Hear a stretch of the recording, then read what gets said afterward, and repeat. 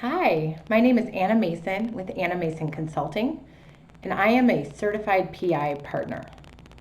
Today I wanted to talk to you about Factor E.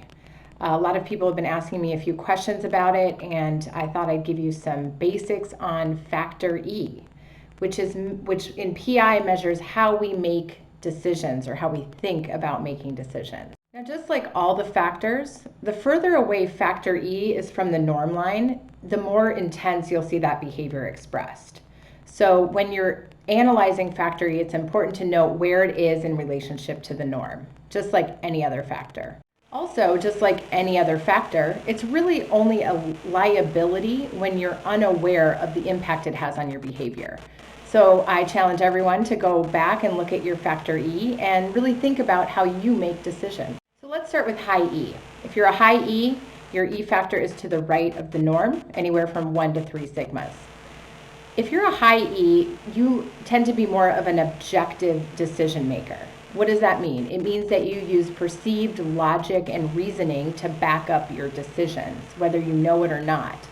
Now note I did say perceived reasoning and logic because just because you think something's logical doesn't mean the facts you're using and the reasoning you're using is true, but it tends to be a more linear reasoning process of how you make decisions.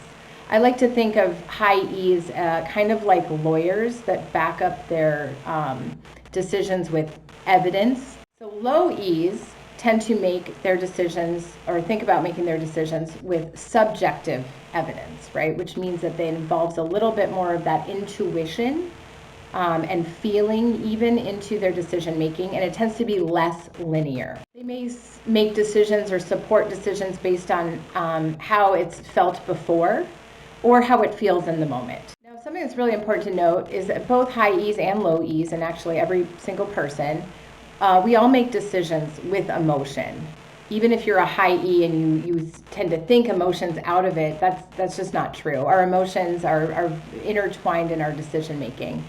But high E's tend to rationalize their emotional decisions logically, and low E's tend to rationalize their emotional decisions emotionally. So ideally, we all integrate objectivity and subjectivity into our decision making. And we can do that if we're aware of how we tend to lean, if we're high E or low E, because it's really important to have balanced decisions. It's important to have black and white, to see black and white, but also gray, to really have balanced and fair decisions. So that's my quick tutorial on Factor E. Very much the basics. Let me know if you have any other questions. Please reach out because there's a lot more to dig into. Thank you.